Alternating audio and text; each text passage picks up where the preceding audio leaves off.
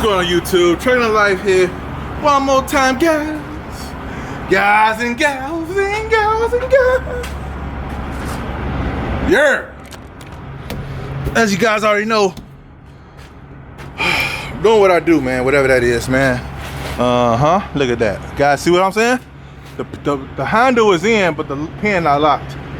Now, as I always say, video ain't about this. I hope it ain't messed up, man.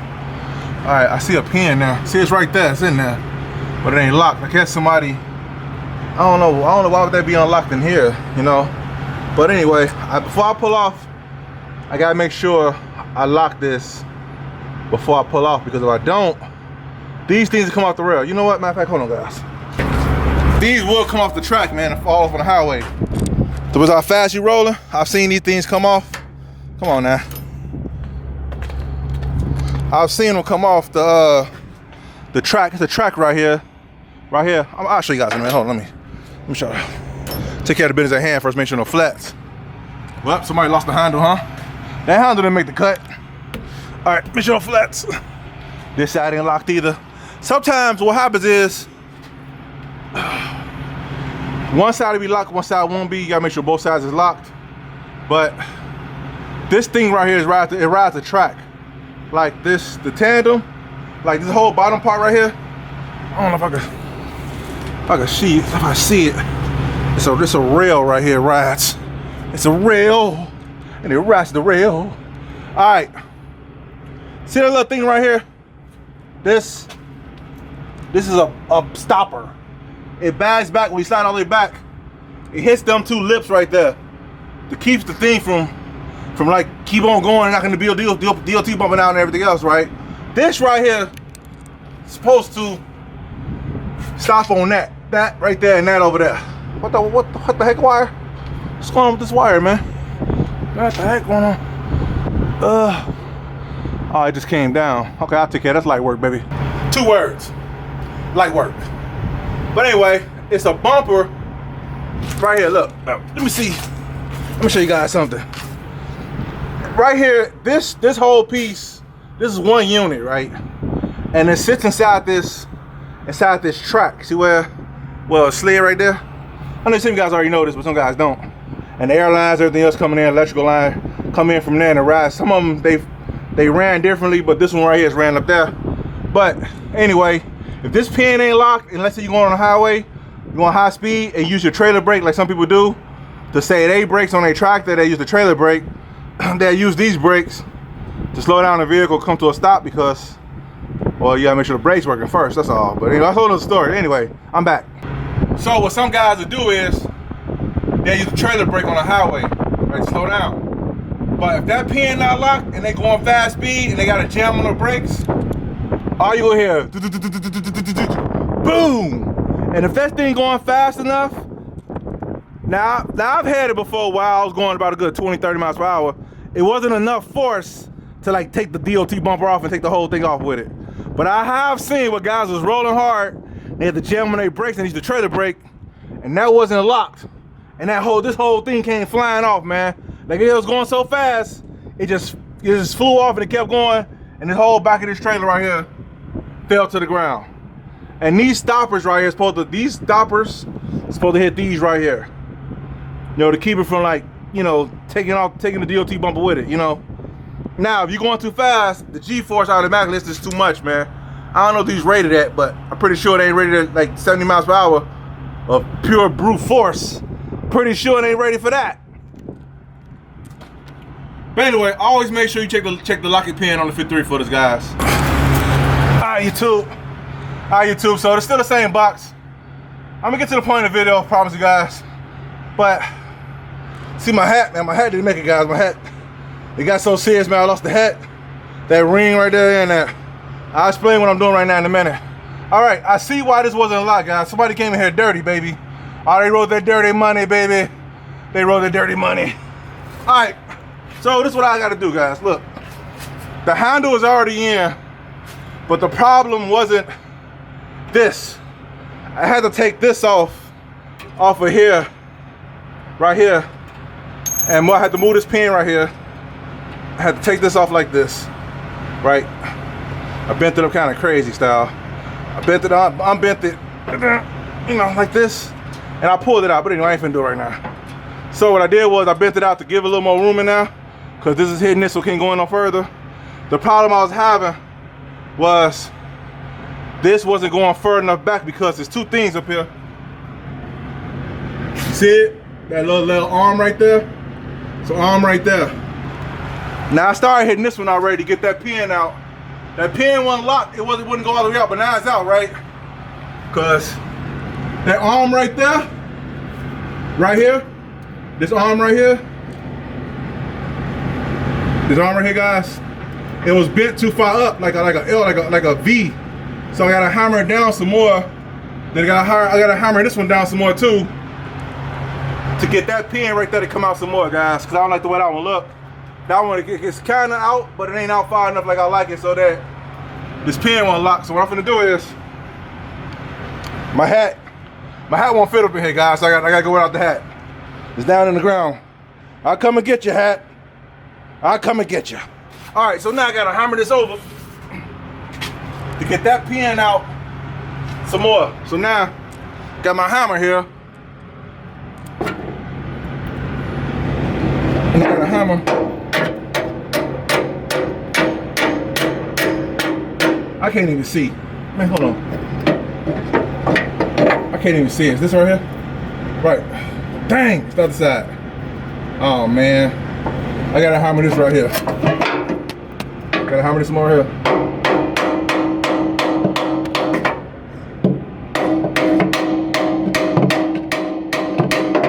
Get that over some more. Hammer this one down. There we go. Whew, there we go. All right, now should be. I'm about to roll with it, guys. I can't get that out no further, man. I want it out a little bit more. It should be okay. Let me see something.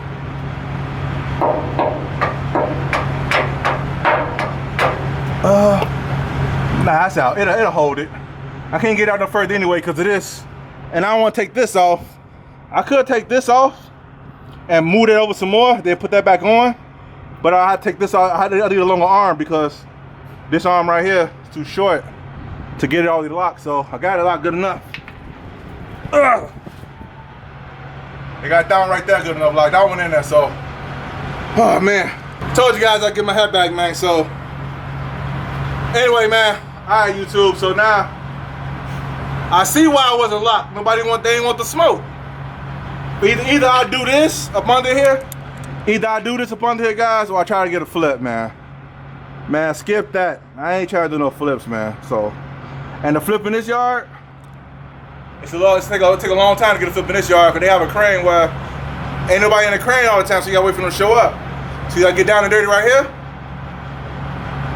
or I go to the flip line, guys. But anyway, flip line was an option. But anyway, I'll get to the point of view in 1 second. Anyway, all right, guys, stay tuned.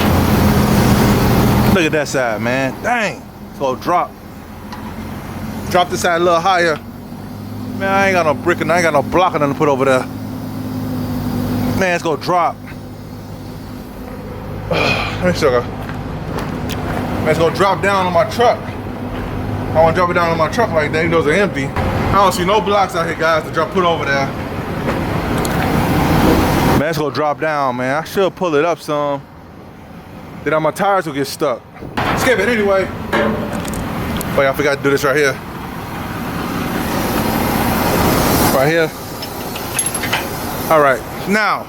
So anyway, guys, that box earlier with that pin, I see why they left it alone, man. They couldn't get it to lock, so they just they rolled here. I don't know how they got in the rail yard like that, but they did. So, anyway, like always, guys, the purpose of this video is some of the games you go play, if you own already leased onto a company, these are some things you may face, and there's some games out here getting played. You gonna deal with pocket watching, you may deal with you gonna deal with the favorite five, you gonna deal with the quote unquote working slow. You know, everything is a game, you gotta find the rules to it, you know what I'm saying? So one time I was with this one company, guys, I was the owner operator over there, right? And the money was okay, you know, it was okay, it was stable enough, right? Well, it could have been better, but also could have been worse, you know? So they call themselves having a meeting, right? Because, you know, it was like, there was so many drivers over there, so many owner operators over there. My boy was like, and shout out to my boy, man. If you watching this video, I know you probably is. Hey, man, I'm sorry. I'm going to share it, man. I got to share the story. So my boy come to me, you know who you are. He said, hey, man, they finna have a meeting with all the owner operators, you know, and they finna give us a raise, right? I looked at my boy, he probably laughing right now. I said, man, that's not how it works. You know what I'm saying? People don't, some companies actually legitly do that, but not a lot, right? And the company I'm talking about, they don't do that, right? I was like, bro, we ain't calling them meeting to give us no more money. If anything, trying to take more money away, right? And he was like, no, I don't think so, man. I don't think so, right? So anyway, the way they had the meeting set up was they had like a wave of drivers. They had a wave of drivers on one day, another wave of drivers on this day, and another wave of drivers on that day. Like a 4-day week of all meetings, guys, of different batches of drivers, right? Well, his batch was before my batch. So his day come up to have a meeting, and he go in there, and he come out, he called me. He said, man, you was right, man, they took money away. They told us they paying us too much money. According to the market, you know, we getting paid too much, they gotta make a just our lease agreement, right? I said, well, you know, I get it, you know what I'm saying? This type of stuff you gotta deal with when you lease on, when you live at somebody else's house, you know what I'm saying? You lease onto their company. This is their house, you know what I'm saying? They make the rules, you gotta figure out the rules work for you, if not, move around, right? I get it. So, he was like, man, I don't get how they gonna feel like we overpaid all this work we do, right? I said, man, that's the way it go, right? It's the way it go.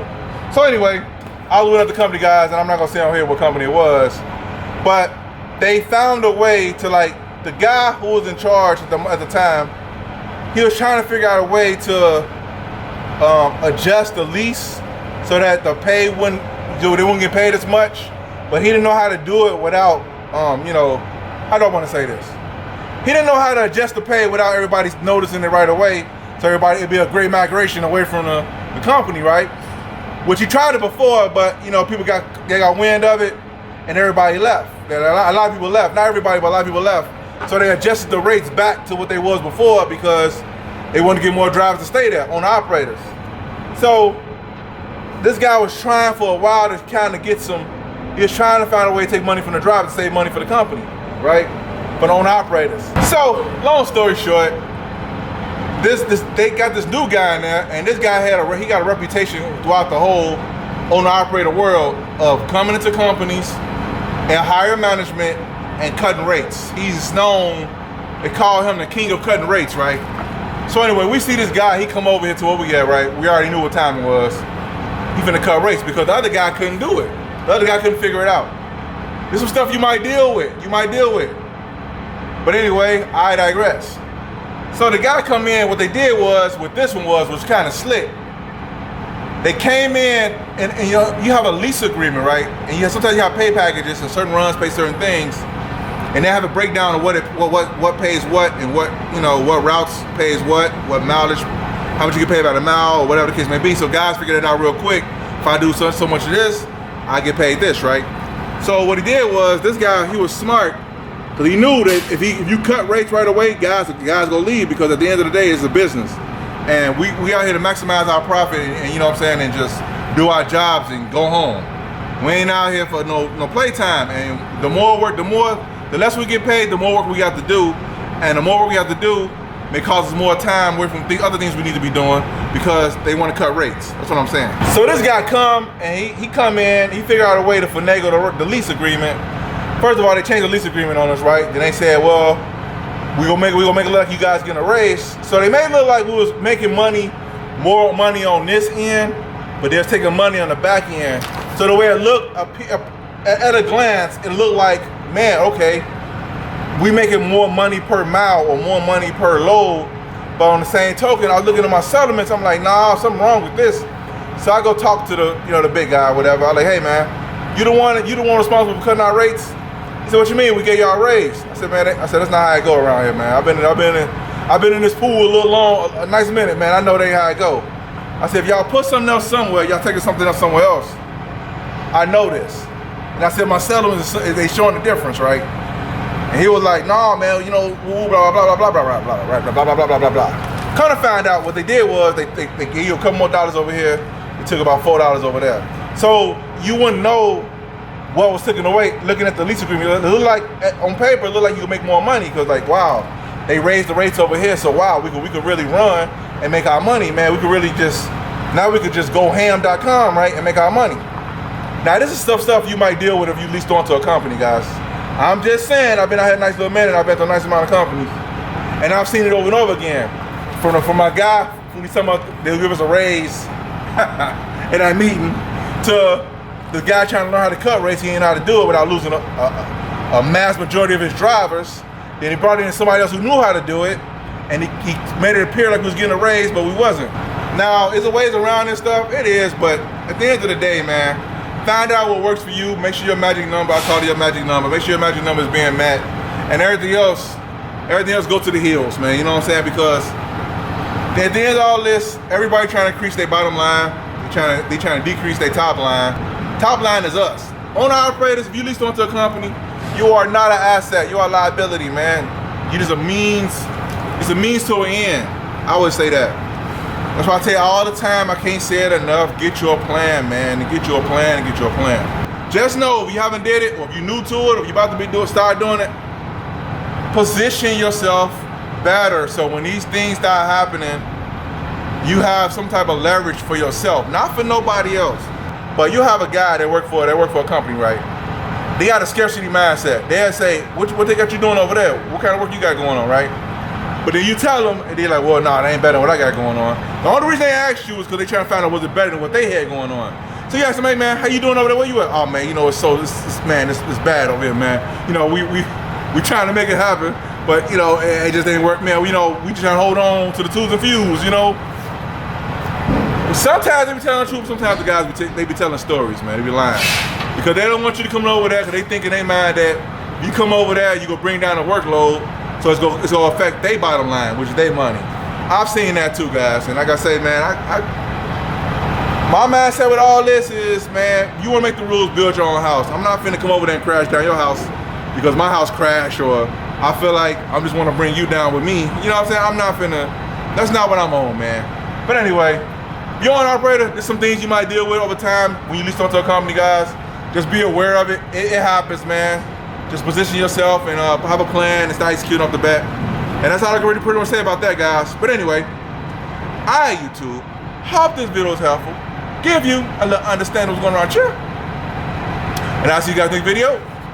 Peace.